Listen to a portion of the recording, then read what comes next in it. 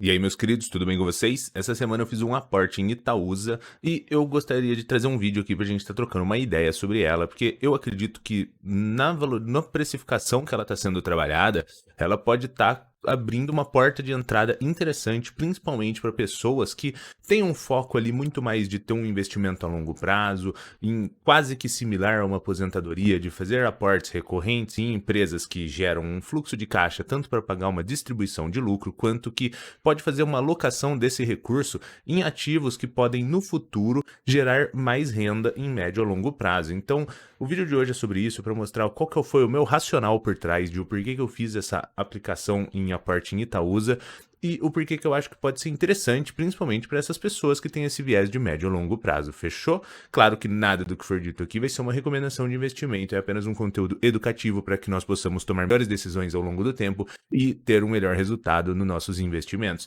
Se você curtiu essa ideia de tema, dá o like, se inscreve no canal e bora lá!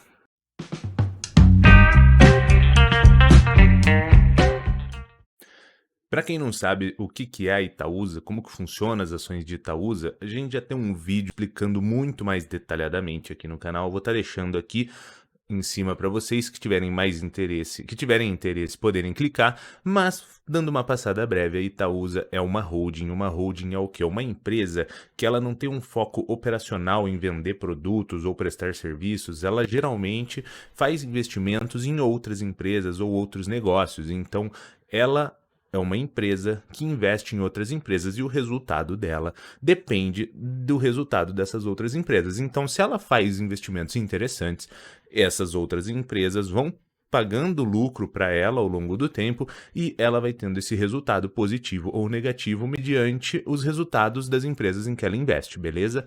A Itaúsa, ela tem uma certa diversificação de empresas na carteira, mas ainda o principal player dela é o Itaú, que corresponde a algo em torno de 80%. Ou seja, grande parte do lucro do resultado de Itaúsa fica bem dependente do Banco Itaú.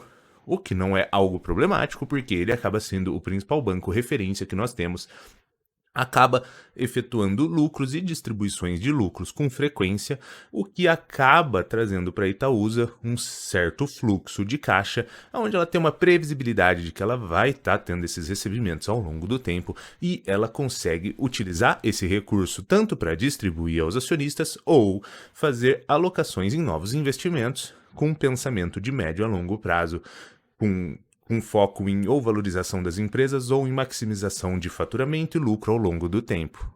Só essa semana nós já tivemos duas notícias que são atrativas para o mercado. A primeira delas é que a Itaúsa adquiriu parte das ações da CCR, que é uma das maiores empresas de concessão e infraestrutura da América Latina, que cuida dessa parte de rodovias e tudo mais, mas ela não atua só com isso, mas ela fez essa aquisição de algo em torno de 14, 15% da empresa e, além disso, também ontem saiu um comunicado de que o Banco Itaú fez a aquisição de 35% da Avenue, que é uma corretora internacional para você investir em ações do exterior diretamente, porém ela é toda em português, ela é muito mais facilitada para o nosso público daqui do Brasil.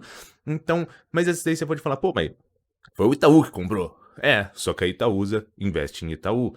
Tudo que o Itaú gera de resultado positivo ou negativo interfere na Itaúsa.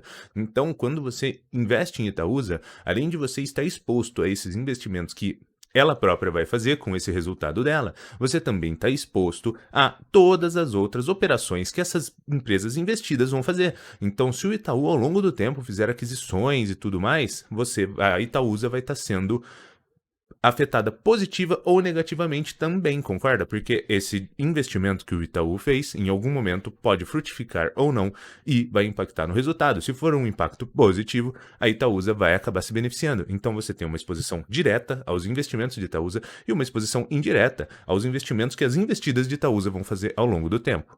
Então, meus queridos, estamos aqui no Status Invest. Se você ainda não conhece, é uma ótima ferramenta para tu fazer uma pré-análise de investimento. Antes da gente ir para o racional diretamente em Itaúsa, eu queria mostrar para vocês um pouco de Itaú, porque como eu conversei com vocês, o Itaú, apesar de ela ter outros investimentos, é ainda o principal investimento dela, é o principal investimento que impacta diretamente nos resultados, sejam eles positivos ou negativos da empresa. Então, nada mais interessante do que a gente olhar um pouco também para Itaú para conseguir ter uma tomada de decisão e uma análise um pouco melhor. Quando a gente vem aqui nas ações de Itaú, eu queria mostrar duas coisas aqui que me levaram a ter um pensamento interessante sobre que talvez possa ser um bom momento de entrada para a Itaúsa, porque é um investimento que aparentemente está sendo atrativo. Quando a gente olha aqui a questão de payout do Itaú, o que é o payout?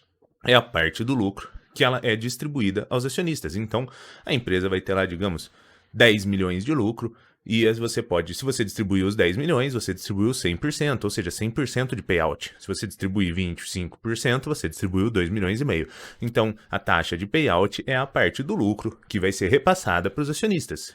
Por que eu estou mostrando isso? A gente consegue acompanhar o seguinte, vamos passar em 10 anos aqui para ficar um pouco mais interessante.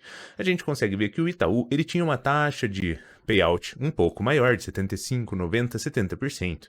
E aqui no período onde a gente ficou com essa reclusão toda, uma taxa de 25%.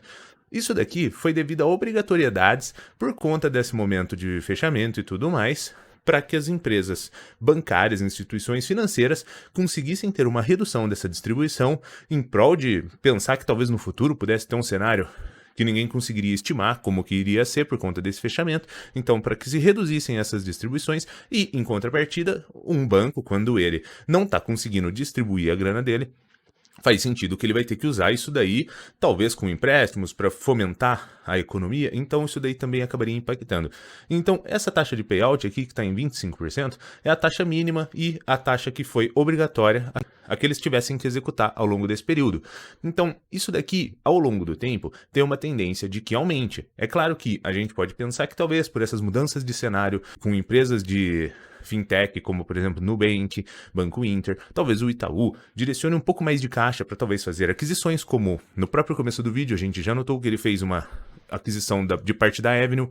Então pode ser que talvez em um curto prazo, ele não faça esse aumento de payout de uma forma muito brusca. Por quê? Porque ele talvez direcione um capital, uma grana, para poder investir em tecnologia, investir em novas empresas, em aquisições, para se tornar muito mais sólido do que já é, e garantir essa permanência no mercado, garantir essa mudança de segmento com essa questão de corretoras e tudo mais, que acabou sendo uma área que cresceu bastante ao longo do tempo. Mas a tendência é que, conforme vá fazendo esses investimentos, essa solidez vai se tornando cada vez mais efetuada, essas taxas de payout têm uma tendência de subir, o que faria com que ele distribuísse mais lucro. Se ele distribuir mais lucro para os acionistas e o principal acionista dele é a Itaúsa, faz sentido que quando o Itaú aumentar as distribuições de lucro dele, a Itaúsa vai receber também muito mais distribuições de lucro, o que melhoraria o resultado dela. Guarda essa informação que a gente já vai trocar uma ideia. E lembra que aqui está na casa de 26%, beleza? Vamos descer um pouco aqui na DRE do banco, porque pra gente ver como é que tá essa questão de solidez também, que eu acho que é um pouco interessante.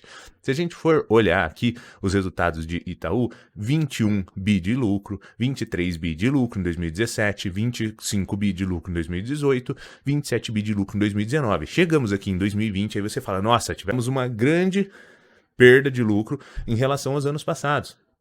Mas esse momento aqui, que foi o momento de fechamento, você tem que levar em conta o seguinte: para quem não é de contabilidade, talvez não entenda, mas existe uma coisa que chama provisão. O que é uma provisão? É você estimar uma perda ou estimar um gasto. Então, como houve toda essa questão de fechamento, pessoas iriam perder empregos, empresas iriam fechar, então isso daqui poderia gerar uma inadimplência. Houve-se uma contabilização com provisões, estimando para cima a inadimplência, contando que pessoas, empresas iriam acabar sendo inadimplentes nesse período. Então foi feita uma provisão, mas essa provisão, ela reduz a questão do lucro naquele exercício, porém ela não tem um efeito de caixa, porque não deixou de entrar dinheiro por conta disso, é apenas uma estimativa. A empresa acredita que pode ter uma perda, mas não quer dizer que essa perda vai se realizar. Então, esse lucro acaba dando uma achatada, o lucro contábil da empresa, por conta dessa provisão efetuada. Porém, Nos próximos exercícios, a gente já viu que em 2021 os bancos já fizeram um estorno dessas provisões de inadimplência, o que gera daí em um ano, quando você contabiliza as provisões, você reduz o seu lucro. No outro ano, quando você estorna essas provisões que eram estimadas, mas que não se realizaram, você aumenta o seu lucro. Então a gente consegue acompanhar que em 2020, comparado principalmente com 19 e 2018, nós tivemos uma redução de lucro para 19 bi. E em 2021, um aumento de lucro para 27 bi. Mas você consegue imaginar o seguinte, as provisões impactaram isso daqui para baixo, e em 2021, o estorno das provisões impactaram isso daqui para cima, impactaram o lucro para cima. Ou seja, se a gente for trazer de uma forma, é claro, daqui a gente está olhando um número apenas fechado e não está vendo de fato quanto que foi estornado e quanto que foi provisionado.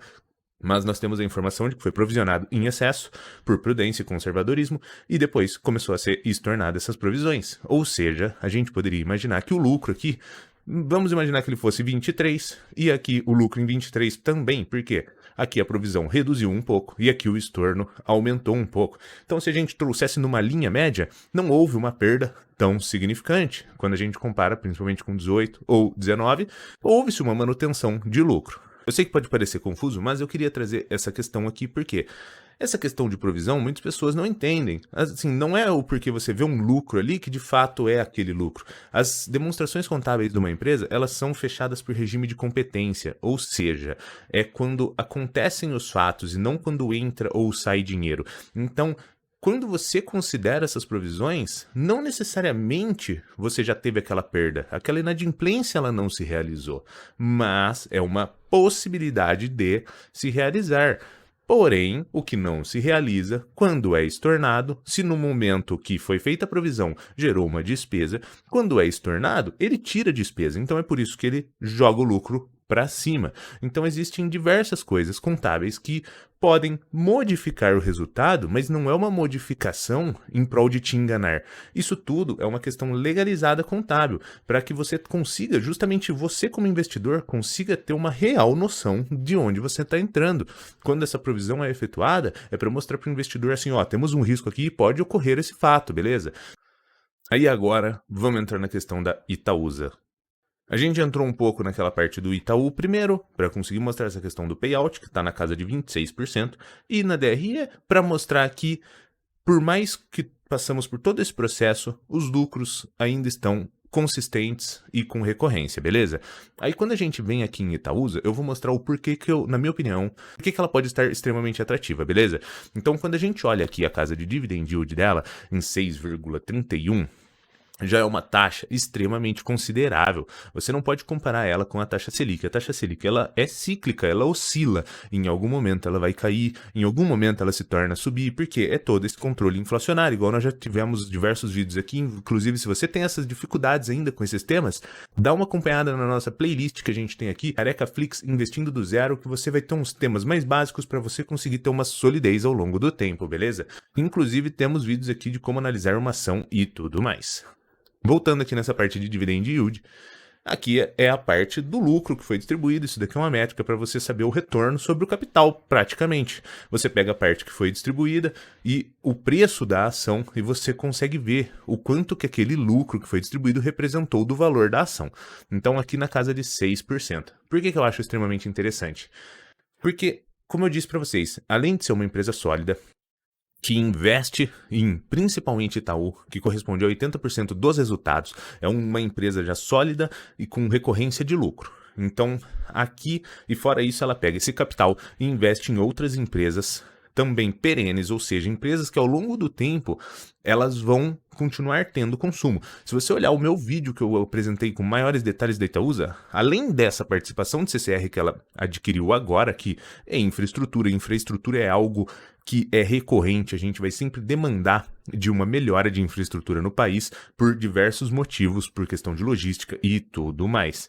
E fora isso, ela investe também em empresas de saneamento, empresas de gás, empresas de questão de material de construção, ou seja, a Itaúsa, ela tem o principal investimento em Itaú, pega esse recurso, investe em outras empresas que vão ter recorrência ao longo do tempo, ou seja, vão ser serviços que vão sempre continuar sendo utilizados Por isso que eu acho essa taxa de 6% extremamente atrativa, porque esses investimentos vão ter aumentos ao longo do tempo, reajustes inflacionários, principalmente na parte de saneamento e tudo mais. As pessoas vão demandar desses outros serviços e a tendência é que, aqui quando você investe em Itaúsa, você está investindo em uma empresa que te paga já um yield atrativo e uma possibilidade de yield muito maior a médio e longo prazo. É claro que é possibilidade porque é renda variável. A renda variável varia, isso aqui são cenários e não necessariamente eles vão se realizar da forma otimista igual a gente imagina, mas por serem segmentos perenes, com empresas sólidas e a Itaúsa já ter um histórico de bons investimentos, onde ela já faz esse cálculo de retorno, ela já estrutura muito bem antes de fazer esses aportes dela em novas empresas, então a gente consegue ter uma maior confiabilidade nos investimentos que ela vai gerar ao longo do tempo. E aí você pode até me falar assim, pô, mas careca, você falou que talvez aquele lucro lá, ele esteja um pouco ajustado. Bom, mas mesmo que a gente possa imaginar que em vez de 26 bi, fosse 23 bi, que esse yield aqui caísse para 5%, ainda assim seria um yield atrativo, porque você tem um retorno presente e uma possibilidade maior de retorno de médio e longo prazo. E você tem que lembrar o seguinte, você já ouviu a frase de que lucro puxa a cota? Então, em algum momento, esses lucros de médio a longo prazo, além de te pagar grandes dividendos, eles, se realizarem, podem trazer um aumento expressivo para a cotação da empresa. Você ganharia tanto em questão de dividendo, presente e futuro, quanto em questão de valorizações de cota. E tudo isso sob um risco muito mais reduzido do que diversas outras empresas no cenário. Aí, outra coisa que eu queria mostrar para vocês é essa parte aqui de indicadores. Vou mostrar muitos indicadores? Não. Eu vou mostrar só um ponto de raciocínio que eu também parei para ficar analisando. Então a gente consegue ver uma outra métrica aqui que seria o preço-lucro. Que seria o quê? O número de anos que o lucro dessa empresa seria capaz de repagar esse investimento. No caso da Itaúsa aqui, está na casa de 5,4. Mesmo que a gente pense, não, mas e se o lucro cair e tudo mais, e fosse um PL de 7? Ainda assim, na minha opinião, estaria extremamente reduzido, principalmente pelo seguinte, olha a minha linha de raciocínio. O Itaú, ele está distribuindo apenas 26%. Se ele mantiver os lucros dele e dobrar essa taxa de payout, o que não seria nada fora do normal, que a gente já viu que ele teve anos com payout de 70%, 80%, um payout de 52% não seria algo extremamente otimista, seria um cenário padrão e normal. Faz sentido para você que se Itaúsa já está com um PL de 5,4 e dobrasse o payout do Itaú, ou seja, o que iria acontecer aqui? Iria dobrar praticamente o lucro da Itaúsa. Esse payout de 5,4 poderia cair para 2,7, o que seria um payout de uma empresa praticamente de graça por tudo que a Itaúsa representa. E se ocorresse isso daí, e a Itaúsa distribuísse na mesma proporção, esse 6,31% também iria para uma casa de 12,5% de dividend yield, ou seja, uma empresa extremamente rentável, mas é claro que nada disso daqui é uma recomendação de investimento, porque isso aqui são apenas cenários, são expectativas, a gente utiliza resultados passados para poder tomar uma decisão de resultado futuro. Mas, olhando para esses números e para os resultados que tiveram, aparenta ser uma oportunidade extremamente atrativa, principalmente quando a gente olha para a questão de risco que a empresa não apresenta tanto por conta do principal player dela, que seja o Itaú, ser um banco extremamente sólido e o principal banco do nosso país. E uma outra coisa que a gente tem que levar em conta, e você pode falar assim, pô, careca, mas tá lidando só com cenários positivos. Bom, pode ser, mas eu acredito que nada disso daqui seja extremamente absurdo. Você imaginar que o Itaú vai manter uma lucratividade não é absurdo. Você imaginar que ele vai subir o payout dele para 52% em algum momento não é absurdo, porque ele já mostrou que ele pode ir além disso em anos passados. E quando a gente olha também para a questão de payout de Itaúsa, a gente consegue ver o seguinte, ela já teve anos com payout de 70%, de 89%, de 93% e de 70%, e agora está na casa de 43%. Mas essa aqui é uma parte que eu não gosto de olhar tanto. Por quê? O dividend yield, na minha opinião, para quem investe em Itaúsa, não necessariamente tem que ser algo extremamente interessante. Por quê? A Itaúsa é uma holding que investe em outras empresas. Então, se você for parar para pensar, o principal ponto dela é de fazer esses investimentos ao longo do tempo em prol de fazer uma ótima utilização desse recurso. Então, se houver investimentos atrativos no momento, ela não irá fazer tanta distribuição e vai fazer aquisições, como o caso da CCR. Esse valor poderia ter virado distribuição de lucro, mas foi feita aquisições. E é claro que também teve uma parte ali de capital de terceiros, empréstimo, que vai financiar esse projeto. Mas vocês entenderam o que eu quero dizer. Essa parte aqui de payout, ela não é uma parte de se levar tanto em consideração. Por quê? Essa taxa aqui ela pode ser a mínima necessária de 25% por conta de talvez terem novos projetos, projetos mais interessantes no futuro. Mas o porquê que eu estou mostrando isso daqui? Se mantesse nessa casa de 40% e ocorresse aquele cenário, a gente já viu que o preço-lucro ia ficar extremamente atrativo e o dividend yield extremamente favorável. Imagina ainda se ela me faz um payout de 70% ou 80%, dobrando isso daqui. Então teríamos um dividend yield ainda mais interessante. Ou seja, a minha opinião para a Itaúsa é essa. Sobre a minha percepção, o meu racional foi esse. Eu acredito que é uma empresa extremamente sólida por conta dos principais investimentos que ela tem. É uma empresa que ela já faz uma diversificação e, ao longo do tempo, ela vai aumentar cada vez mais essa diversificação, porque tudo indica que ela vai continuar efetuando novos investimentos ou aumentando posições nos investimentos já existentes, se assim for interessante. Ela já se mostrou que ela é uma holding, que ela faz uma ótima utilização de recurso, que passa também uma segurança para o investidor e por mais, e mesmo quando a gente olha para as métricas mínimas de distribuição, mínima de payout do Itaú, e essas questões todas, elas já apresentam um dividend yield atrativo por ser uma empresa que vai te pagar um dividendo considerável no curto prazo, com uma possibilidade e expectativa de um rendimento maior em médio ou longo prazo, que também traria um aumento para as cotas da empresa e um preço-lucro extremamente interessante, que, por mais que esse lucro não seja distribuído como distribuição, ele vai ser reinvestido. Então você tem um PL bem reduzido de 5,4, ou seja, muito lucro entrando, que pode virar os novos investimentos ou a distribuição de lucro, e ainda contando com a questão de talvez o Itaú fazer mudanças de payout e acabar aumentando e melhorando essas métricas ainda. A ideia desse vídeo foi sobre isso, porque eu fiz um aporte em Itaúsa e quis trazer um pouco para vocês sobre o meu racional e que talvez ela pode estar sendo uma empresa extremamente descontada nos dias de hoje para quem achar que faz sentido investir. É claro que você que tem que ser responsável por estudar e fazer suas análises, porque no fim do dia o lucro ou prejuízo é inteiramente seu. Então, se você curtiu esse vídeo, dá o like, se inscreve no canal e compartilha com o coleguinha. Valeu e abraços!